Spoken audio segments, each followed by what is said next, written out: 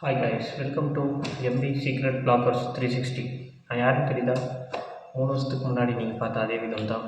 என்ன ஏஜும் வெயிட்டும் கொஞ்சம் ஜாஸ்தி ஆயிடுச்சு. 3 வருஷமாக நீ ஏன்னா எந்த வீடியோவும் போடலன்னு கேட்டால், ஆஃப்டர் 20க்கு அப்புறம் ஒவ்வொரு மிடில் கிளாஸ் பையனும் சந்திக்கிற பிரச்சனைகளை தான் இப்போ வரைக்கும் தான் சந்திச்சிட்ருக்கேன். அதனால் வீடியோ போடணும்.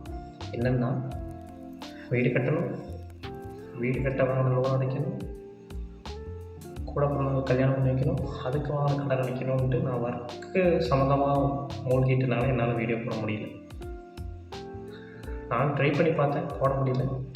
இது இந்த வீடியோ நான் இருக்க காரணம் என்னென்னா, மிடில் கிளாஸ் பசங்கள்லாம் ஒர்க் ப்ரெஷர் இருக்கும், இப்போ வீட்டில் இருக்க ப்ரெஷர்லாம் தாங்க முடியாமல் ட்ரிப்புன்னு ஒன்று போவாங்கள்ல, அந்த மாதிரி நான் கோயம்புத்தூர் கூடலூர் போகிற ட்ரிப்பில் நிறைய பசங்களை சந்தித்தேன். அங்கே வந்து பருப்புன்னு எனக்கு ஒரு ஃப்ரெண்டு மாட்டினார். அவர் சொன்ன ஸ்டோரியை கேட்டு தான் எனக்கு இந்த வீடியோ போட்டாலும் ரொம்ப இன்ட்ரெஸ்ட் ஆகிடுச்சு, ரொம்ப எனக்கு ஹைப் ஆகிடுச்சு.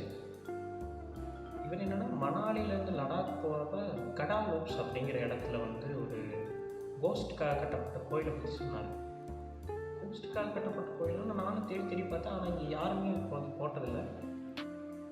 நான் சொல்கிறேன், வீடியோக்குள்ளே போகலாம்.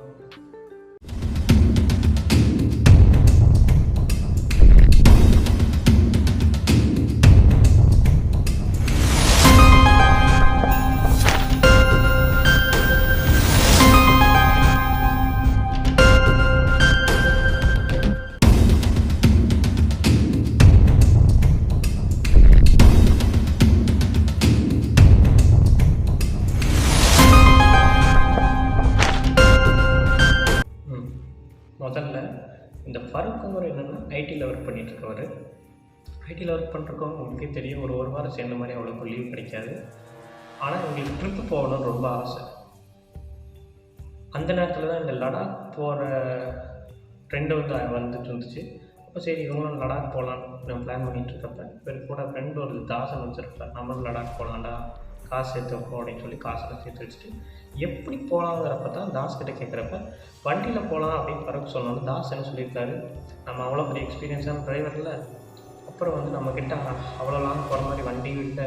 ஸோ என்ன பண்ணுவோம், இங்கேருந்து பாதி தூரம் ஃப்ளைட்டில் போயிட்டு அங்கேருந்து ரெண்டுக்குன்னு பைக் வாங்கிட்டு நம்ம வந்து லடாக் போய்க்கலாம்.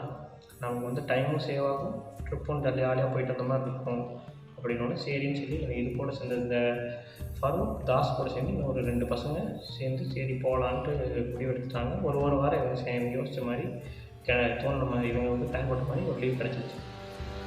கிடைச்சதுக்கப்புறம் இவங்க எல்லோரும் தமிழ்நாட்டிலேருந்து பாதி தூரம் போயிட்டாங்க ஃப்ளைட்டில்.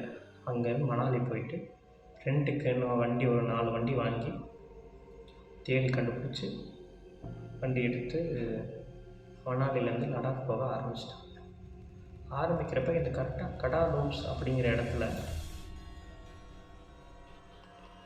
போகிறப்பயே அங்கே வந்து ஒருத்தர் ஊருக்காரர் பார்த்துட்டு சொல்லியிருக்காரு, இப்போ வந்து அங்கே ஒரே ஸ்னோஃபால் ஆகிட்டுருக்கு, ஸோ நீங்கள் போகிறது வந்து சேஃப் இல்லை, ரொம்ப ரிஸ்கியாக இருக்கும் அப்படின்னோடனே தமிழ்நாட்டு பசங்க வந்து கேட்பாங்களா, எதோ பண்ணக்கூடாதுன்னு சொல்கிறவங்க அதை தான் பண்ணுவோம்.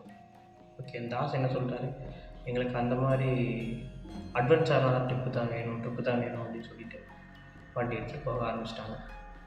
ஒரு 8வது பண்ணி 10வது பண்ணி தாண்டினோன்னே ஃபருக்குக்கு என்ன ஆயிடுச்சுன்னா, பேக் பெயின் வந்து ரொம்ப டயர்டாக ஆரம்பிச்சிட்டாரு. வண்டி பாதி நிறுத்தி கொஞ்ச நேரம் எங்கே ரெஸ்ட் எடுத்துகிட்டு போகலாம் மீதி 3 பசங்களுக்கு கேட்டோன்னே தாஸ் என்ன சொல்லிட்டாரு, நீ வேணால் முன்னாடி போ, நாங்கள் பொறுமையாக வரோம், நீ முன்னாடி போய் எங்கேயாச்சும் ரெஸ்ட் எடு, நாங்கள் வர வரைக்கும் ரெஸ்ட் எடு, நாங்கள் ஸ்லோவாக வரோம் அப்படின்னாங்க.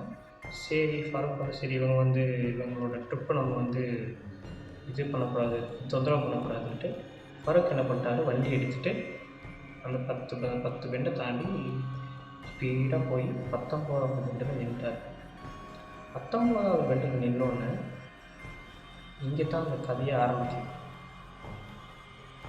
19வது பெண்டை அந்த 19வது பெண்டில் போய் நின்னோடனே ரெஸ்ட் எடுத்துருக்கு. சுற்றி முற்றி ஆள் யாரும் இல்லை, ஸ்னோஃபால்ஸ் ஆகிட்டுருக்கு. பிளாக் கலரில் பிளாங்கெட் போத்திட்டு ஒருத்தர் வந்துட்டுருக்கார்.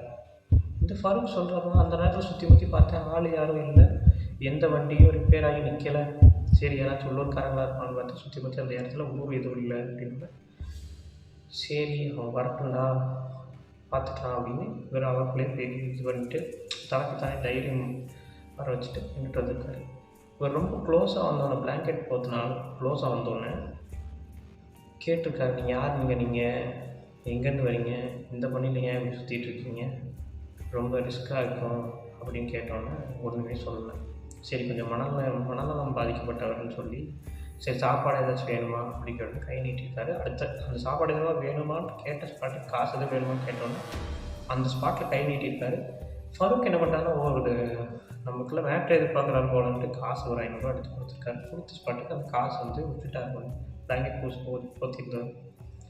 விட்டோன்னு சரி அப்படின்னு சரின்னு சொல்லிட்டால் பேசிகிட்டு இருக்கவே அவர் போக ஆரம்பிச்சிட்டார்.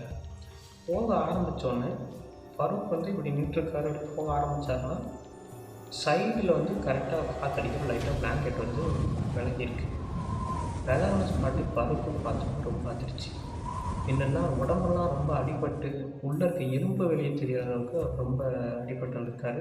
ஃபருக் டப்புன்னு கேட்டிருக்காரு, ஏதாச்சும் அடிபட்டுருச்சுன்னா சொல்லுங்கள், நான் வந்து ஹாஸ்பிட்டலில் போய் சேர்த்து விட்றேன், பணம் வண்டியில் ஏறிக்கிங்க, நான் மட்டும் தனியாக இருக்கேன் அப்படின்னு சொன்னோன்னே டப்புன்னு ஒரு 2 செகண்ட் அவர் பேக்கெட் போத்திருந்தவர் டப்புன்னு பார்த்தோன்னே ஃபருக்குக்கு தூக்கி வாங்கி போட்டுருச்சு. என்னென்னா அந்த பிளாங்கெட் போத்திருந்தவருக்கு கண் இருக்க வேண்டிய இடத்துல கண் இல்லை, ஃபுல்லாக பிளாக்காக இருக்குது, கண்ணே அந்த இடத்துல இல்லை. பார்த்துட்டு அந்த 2 செகண்ட் திரும்பிட்டார். ஃபருக்குக்கு தூக்கி வாரி போட்டு பதட்டத்தில் என்ன பண்ணுறாருன்னா வண்டி எடுத்துகிட்டு ரெஸ்ட்டும் வேணாம் ஒன்றும் வேணாம்ட்டு அந்த 21 பெண்டையும் தாண்டி போயிட்டார். போனதுக்கப்புறம் ஒரு தாபாவில் போய் உட்காந்துட்டார். பதட்டத்தில் உட்காந்துட்டு ஒரு டிரைவர் பார்த்து அவர் ஒவ்வொரு லாங்குவேஜில் கேட்டு கிடச்சிது. தமிழில் கேட்குறப்ப என்ன தம்பி பதட்டமாக இருக்கீங்கன்னு கேட்குறப்ப இந்த மாதிரி சரி தமிழால் தானேன்னு சொல்லி பேச ஆரம்பிச்சிருக்காங்க. இந்த மாதிரி வர வழியில் பார்த்தேன், நான் ஃப்ரெண்ட்ஸ் எல்லாம் வந்தோம், டயர்டாக முன்னாடி வந்துட்டேன், டெஸ்ட் எடுக்கலாம்னு நேரத்தில் இந்த மாதிரி ஒருத்தரை பார்த்தேன். அந்த லாரி டிரைவர் சொன்னதை கேட்டு ஃபருக்கு இன்னும் ரொம்ப பயமாயிடுச்சு. என்னென்னா 1990 சரக்கு ஏற்றிட்டு வந்த வண்டியில் டிரைவர் அப்புறம் கிளீனர் 2 பேர் வந்திருக்காங்க. அந்த நேரத்துலேயும் ஸ்னோஃபால் ஆகிற நேரம் தான். அந்த நேரத்தில் வந்து பிளாக் பண்ணிட்டாங்க, 2 சைடும் மேலே கீழே பிளாக் பண்ணிட்டாங்க. பிளாக் பண்ணால் ஆனால் என்னென்னா கூட வந்த கிளீனருக்கு உடம்பு சரியில்லை. கரெக்டாக 19வது பெண்டு வந்தோடனே இவருக்கு வந்து ரிப்பேர் ஆகிடுச்சு. வண்டி ரிப்பேர் ஆகி 19வது பெண்டில் ஓரம் கட்டி நிறுத்திட்டாங்க வண்டியை. டிரைவர் என்ன சொல்லியிருக்காரு, நான் கேட்டேன், இங்கேயே இரு, நான் இந்த நேரத்தில் யாரும் எல்லாம் பிளாக் பண்ணிட்டாங்க, இந்த நேரத்தில் யாரும் வர மாட்டாங்க, நான் பக்கத்தில் ஏதாச்சும் மெக்கானிக் இருந்தால் கூப்பிட்டு வரேன் அப்படின்னு சொல்லிவிட்டு வண்டி விட்டு அவர் போயிருக்கார். டிரைவர் வந்துடுவேன் கொஞ்ச நேரத்தில் அப்படின்ட்டு. கிளீனரும் சரின்னு சொல்லி வண்டியிலே படுத்து ரெஸ்ட் எடுக்க ஆரம்பிச்சிட்டேன். போன டிரைவருக்கு வந்து ஒரு ஏரியாவை பார்த்து பிடிச்சி இந்த மாதிரி கேட்டுட்ருக்கப்ப இதுக்கு அப்புறம் நீங்கள் போக முடியாது, பனி நின்னோன்னு குறைஞ்சோன்னு போய்க்கலாம் அப்படின்னா அவர்கிட்ட சொல்லியிருக்காரு, இந்த மாதிரி உடம்பு முடியாமல் வந்துருக்காரு அப்படின்னு. வரப்போ அவர்கிட்ட ஒரு லிட்டர் வாட்டர் கேன் தண்ணி மட்டும் குடிச்சிருந்துருக்கு. வந்தோடனே இந்த மாதிரி ஒரு வாரம் அங்கேயே இவருக்கு வந்து டிரைவருக்கு வந்து ஒரு வாரம் தங்குற மாதிரி ஆயிடுச்சு. ரொம்ப ரெட் அலர்ட் கொடுக்குற மாதிரி நிலைமை ஆயிடுச்சு. இவருக்கு வந்து அது வரைக்கும் அந்த ஒரு வாரம் ஃபுல்லாக பதட்டம், கிளீனர் என்ன ஆயிருப்பார் ஏன்னா உடம்பு முடியாமல் மாதிரி விட்டுட்டு வந்துட்டாரா.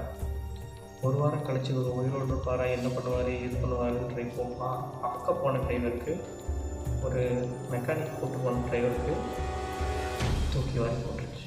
நினச்ச மாதிரி நடந்துருச்சு. அந்த கிளீனர் அங்கேயே செத்துட்டார். முடியாமல் சோறு தண்ணி இல்லாமல் கை கால்லாம் விரைச்சி குளிரில் அதை குடிக்க வச்சு தண்ணி கூட குடிக்கல. அவர் அப்படியே இறந்துட்டார். அந்த நேரத்தில் இறந்தோன்னா அந்த ஊருக்காரங்களாம் சொல்லியிருக்காங்க, இந்த நேரத்தில் நீங்கள் இந்த மாதிரி தூக்கி போகிறது ரொம்ப டெட் பாடி நீங்கள் அந்த வரைக்கும் கொண்டு ஊரை கொண்டு போகிறது ரொம்ப ரிஸ்க்கு, ஸோ இங்கேயே புதைச்சிடலாம் அப்படின்னு புதைச்சிட்டு ஒரு 3-4 வருஷம் ஓடிடுச்சு.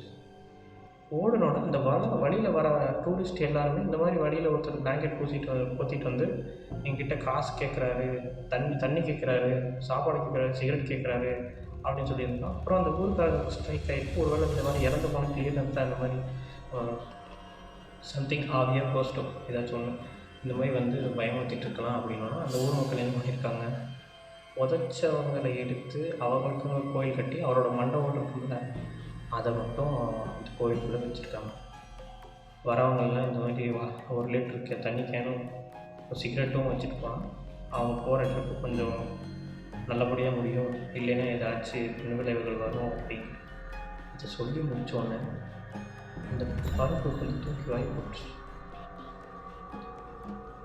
தூக்கி வாரி போட்டோன்னே அவங்க கரெக்டாக அவங்க ஃப்ரெண்ட்ஸும் வந்துட்டாங்க கொஞ்சம் நேரம் கழிச்சு.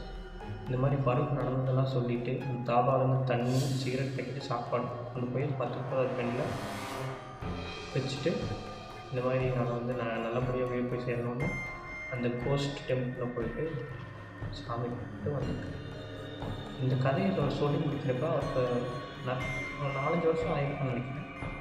ஆனால் அவருக்கு இப்போ வரைக்கும் அந்த பயம், அந்த அந்த பிளாங்கெட் போடுறது, அந்த கேரக்டரை நினச்சாலே அவர் அவ்வளோ பயந்து இது பண்ணிட்டுருக்காரு. உங்களில் யாராச்சும் இந்த மாதிரி போகிற மாதிரி இருந்தால் நீங்கள் அந்த இடத்துல போய் இந்த 19வது மீட்டு போனீங்கன்னா சுற்றி பார்த்துட்டு அவங்களோட அந்த கோயில் இருக்கான்னு பார்த்துட்டு 1 லிட்டர் தண்ணியும் ஒரு சிகரெட் பேக்கெட்டும் வச்சிங்கன்னா உங்களோட ட்ரிப் ஸ்மூத்தாக இருக்கும் அப்படின்னு சொல்லிட்டு இந்த வீடியோ முடிக்கிறேன். இதுக்கு மேலே நான் கண்டினியூவாக வீடியோ போடுறேன். அது வரைக்கும் ஸ்டே டியூன்.